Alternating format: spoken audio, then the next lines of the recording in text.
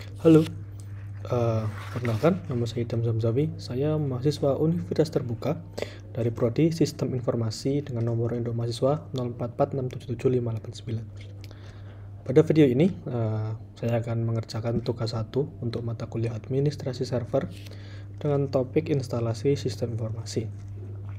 Kita bisa lihat di sini instruksi untuk tugas 1 mata kuliah administrasi server. Praktikum ini kita diminta untuk menggunakan CentOS Linux. Kemudian apabila kita tidak menggunakan Linux sebagai sistem informasi pada device, kita dapat menggunakan aplikasi virtual machine seperti VirtualBox atau lainnya. Di sini saya akan menggunakan aplikasi yang namanya UTM. UTM. Kemudian saya juga sudah menginstal CentOS Linux. Di sini saya menggunakan CentOS versi 9. Kita coba jalankan aplikasi UTM-nya dan CentOS-nya. Kita sudah menginstalnya, kita coba jalankan. Ini adalah tampilan awal dari inisiasi Linux CentOS di UTM dan perangkat saya. Kemudian saya juga sudah memasang user administrator sebagai user awal ketika kita mengakses CentOS Linux. Kita tunggu, kita tunggu. Nah, di sini kita lihat sudah ada akun administrator yang kita bisa gunakan. Kita lihat soalnya. Untuk nomor 1, kita lihat nomor 1, login dalam sistem menggunakan access root, kemudian buat 2 user baru dengan detail seperti berikut. Oke, kita kembali ke CentOS, kita masuk sebagai administrator.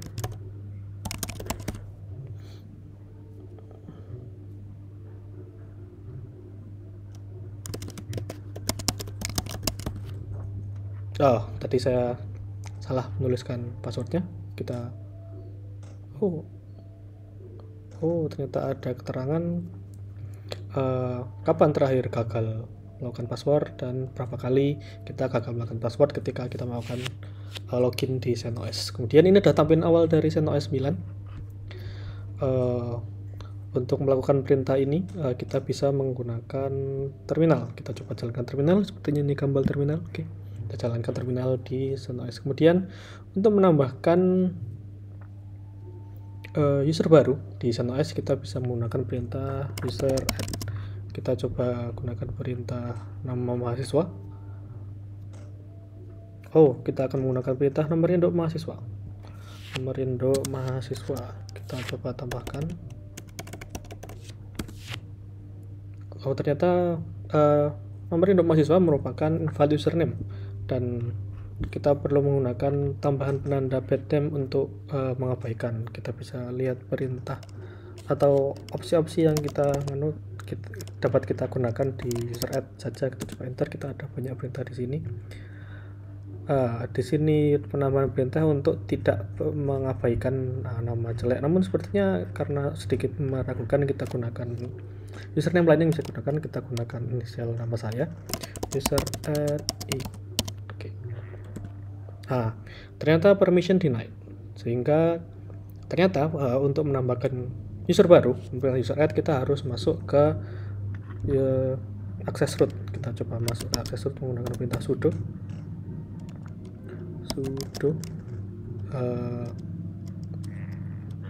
Ini adalah pilihan-pilihannya. Kita bisa melakukan pilihan-pilihan, kita menggunakan perintah sudo.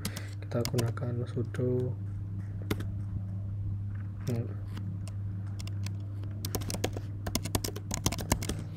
Nah, kita kemudian tambahkan user add. Setelah menambahkan user, kita bisa mengatur password untuk user yang kita tambahkan. Passwordnya kita bisa menggunakan di sini passwordnya bebas. Kalau begitu kita coba. Untuk menambahkan password kita menggunakan passwd. Kita tambahkan, kita set password untuk akun user Idham Z. Oke, password baru kita masukkan. Nah, untuk di Linux, ketika kita menggunakan terminal, ketika kita memasukkan passwordnya memang tidak kelihatan sama sekali, sehingga kita harus berhati-hati memasukkan password dan konfirmasi passwordnya. Nah, ini Anda berhasil. Kemudian yang kedua, kita menggunakan nama login username-nya user test. Kita tambahkan lagi user test.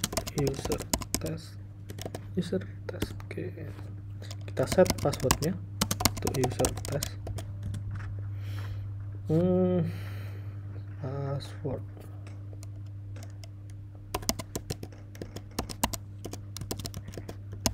Sekali lagi kita harus hati-hati. Oh, ternyata ada ketika kita menggunakan nama username, kita mendapat perintah kata sandi buruk, sehingga kita harus mengubah lagi kata sandi yang kita gunakan.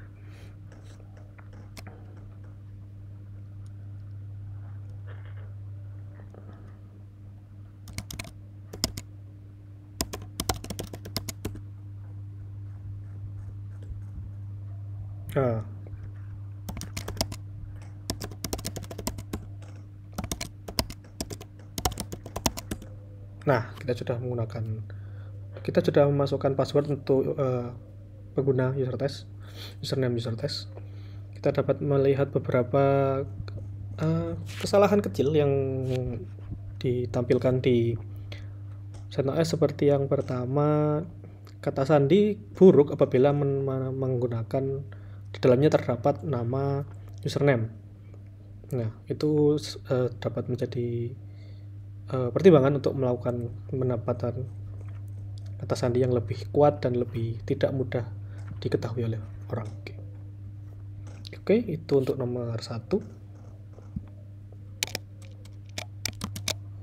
Selanjutnya untuk nomor 2, setelah dua user dibuat, tampilkan isi /etc/passwd.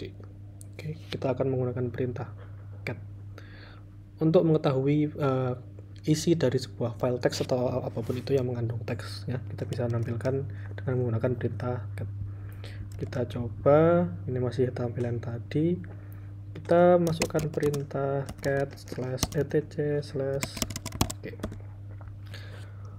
Oh, cukup banyak yang ditampilkan dari file etc/passwd ini.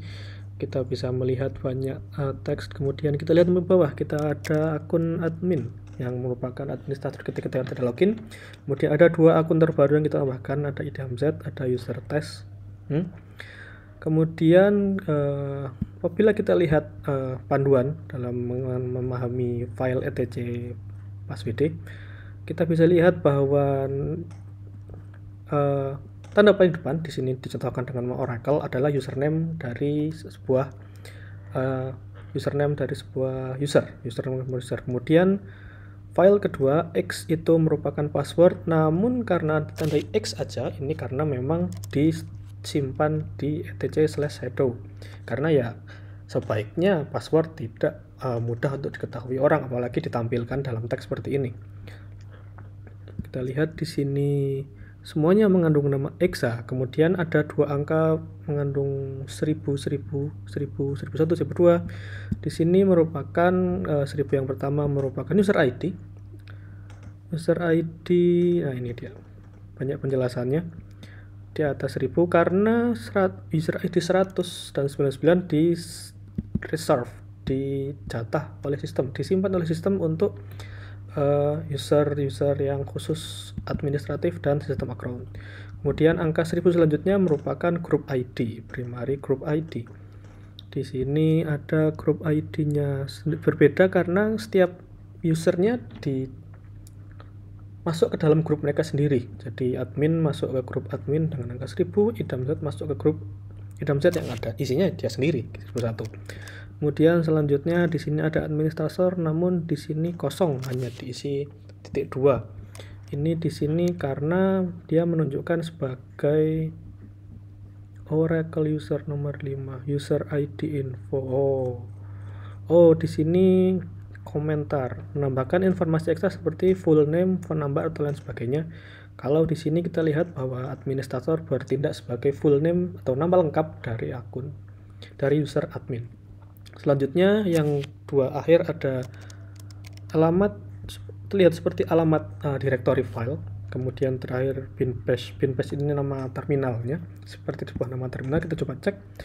Nomor 6 merupakan home directory, betul ya. Jadi home directory di sini berfungsi ketika kita mengakses user tersebut dalam Linux, dalam CentOS, kita melakukan sebuah perintah atau menyimpan data, kita akan diarahkan ke directory tersebut. Katakanlah saya masuk sebagai akun admin, ketika saya menyimpan data, menginstal sesuatu, maka directory default kita ketik untuk menyimpan adalah /home/admin.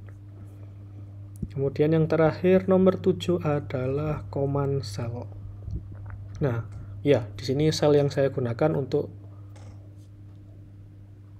di sini ada login. Ini menunjukkan kalau saya tadi menggunakan terminal dalam Linux yang dinamakan bash. Jadi yang ditampilkan di sini adalah bash. Nah, di sini kita lihat contoh lain untuk user-user yang dibuatkan oleh sistem, oleh Linux. Kita bagian terakhir, mereka ada yang menggunakan no login dan non login dan lain sebagainya.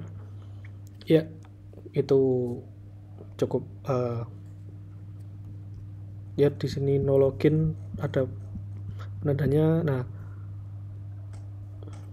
ada pengetahuan bahwa ya no login digunakan untuk user dari sistem. Itu untuk nomor 2 penjelasannya.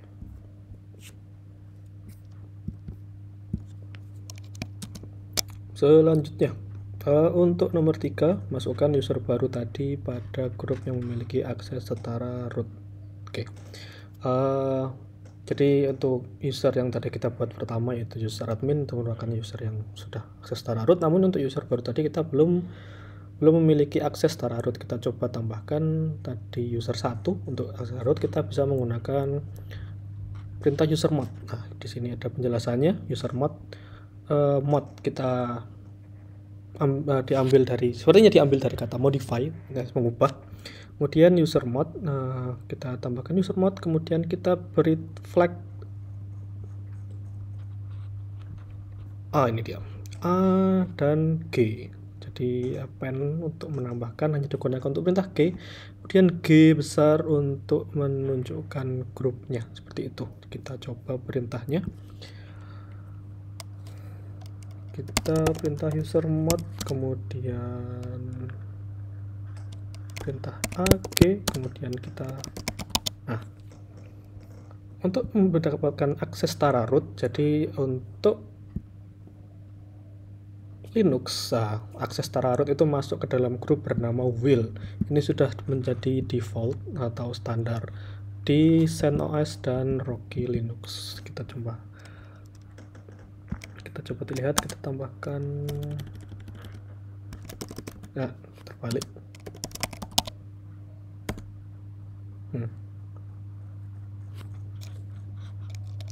Ya, seperti itu saja perintahnya. Selanjutnya untuk nomor 4, kita perlu keluar dari sesi root, kemudian login ke dalam sesi username dan jalankan terminal. Nah, jadi di sini kita masih jadi akses dalam root. Di sini ada perintahnya, kita lihat di depannya.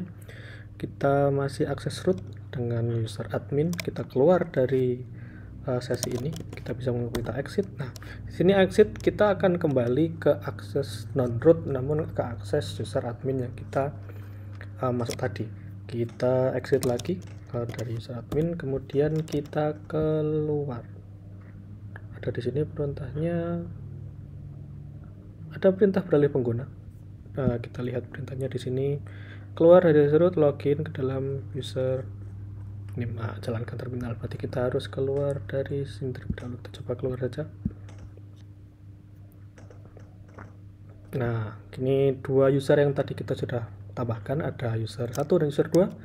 Kita masuk ke username. Tadi name karena dia termasuk dalam invalid username, kita ubah jadi idemset.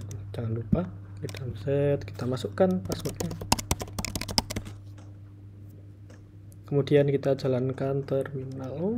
Tidak, terima kasih, jalankan terminal. Oke, kita sudah masuk ke terminal. Begitu untuk nomor 4.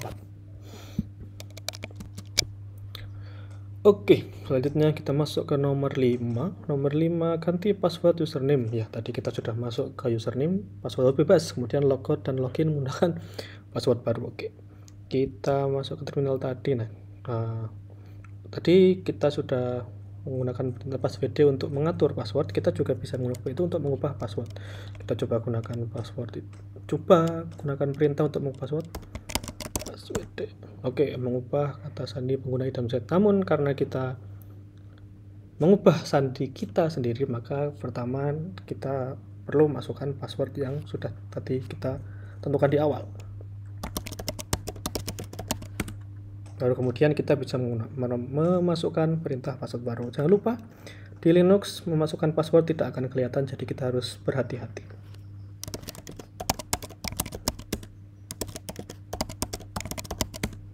Nah, semua token artinya kita sudah berhasil mengubah password. Ya, seperti itu kira-kira nomor 5. Oke, selanjutnya untuk nomor 6 kita ketikkan perintah last dan selanjutnya ubu. Kalau kita membayangkan kata last dan wu, kita bisa memperkirakan bahwa kemungkinan perintah last akan menunjukkan bahwa siapa yang terakhir masuk ke dalam sistem. Kemudian kalau wu ya kemungkinan siapa yang saat ini sedang mengakses sistem operasi. Kira-kira seperti itu kan. Kita kembali ke terminal Design OS, kita masukkan perintah last. Ini kita masih dalam user idam-z. Oke, ini dia. Ini bisa disebut sebagai sistem log ya sepertinya. Kita lihat siapa terakhir, kemudian kita lihat reboot, itu artinya sistem restart atau reboot. Kemudian admin di login screen masuk, kemudian admin di TTY2. Kita bisa perkirakan kalau TTY2 artinya mungkin di terminal, karena di situ saya tadi memasukkan password. Kita admin lagi, kemudian idam-z lagi di login screen. Ya, tadi kita ketika reboot sistem keluaran masuk lagi, kita masuk login screen, kemudian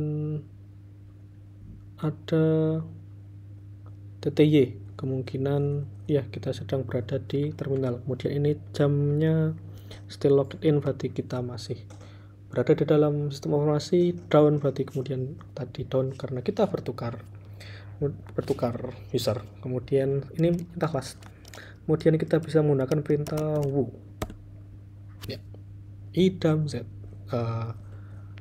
Login screen di pukul segini 11.20, kemudian di TTY2. Kira-kira seperti itu untuk nomor 6. Selanjutnya untuk nomor 7 kita gunakan terminal edit etc/resolve, gunakan sudo, kemudian isi data berikut name server. Oke, kita lihat ke terminal lagi. Saya penasaran isi dari etc/resolve. Kita coba lihat pakai perintah cat etc/resolve. Oke, isinya semacam data name server yang disediakan oleh manager. Kemudian kita perlu mengedit isinya. Kita bisa untuk mengedit file base text kita menggunakan perintah di Linux seperti nano atau vim. Kita coba gunakan perintah nano nanti. Nah, kemudian kita gunakan teknik sudo. Jangan lupa kita sudo terlebih dahulu.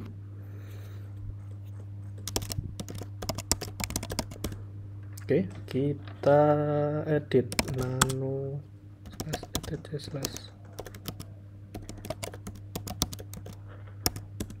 Oke, ini filenya. Kita tambahkan perintah tadi name server 208672222 208672222. Oh,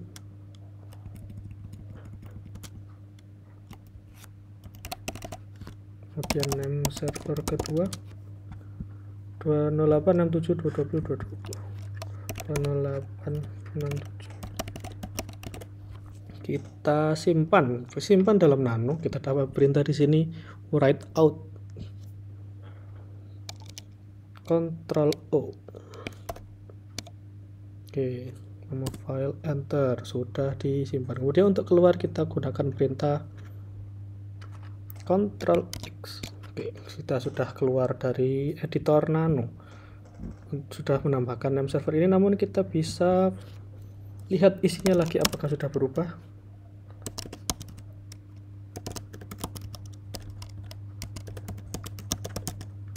Oke, name server yang tadi kita tambahkan 222 dan 20 sudah berhasil ditambahkan ke dalam file. Seperti itu. Selanjutnya untuk nomor 8 kita gunakan perintah dig atau nslookup untuk mendapatkan data ut.acid dan google.com. Kita coba masukkan perintah tadi. Kita gunakan perintah yang pertama untuk perintah dig www.ut.acid. Kita lihat seperti apa. Oke, kita mendapatkan jawaban header seperti ini hasilnya. Query time berarti waktu yang digunakan untuk mengirim dan mengambil data. Server dari UT-nya, IP address dari UT seperti ini. When-nya kapan, baru saja. Ukuran message size sepertinya ya, receive 57, mungkin byte atau semacamnya. Kemudian kita gunakan perintah kedua yaitu nslookup google.com. Nah, untuk perintah nslookup google.com kita melihat bahwa data yang ini tidak, server dari Google-nya, IP address dari server, kemudian alamatnya seperti ini. Datanya kita mendapatkan data nama forsave, kemudian alamatnya IPv6, sepertinya seperti itu. Oke, itu untuk perintah nomor 8. Kemudian di nomor 9 masih pada sesi yang sama, username ya, tadi kita masih berada di kita berada di user root. Ganti password user test. Oke, kita harus mengganti password test yang merupakan user kedua yang kita buat tadi. Kita coba gunakan perintah passwd untuk user test.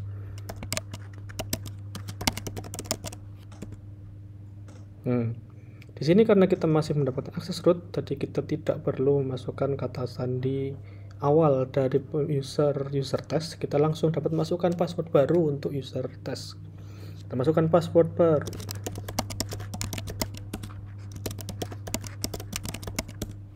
Oke, kita sudah berhasil memasukkan password baru untuk user test. Itu untuk nomor 9.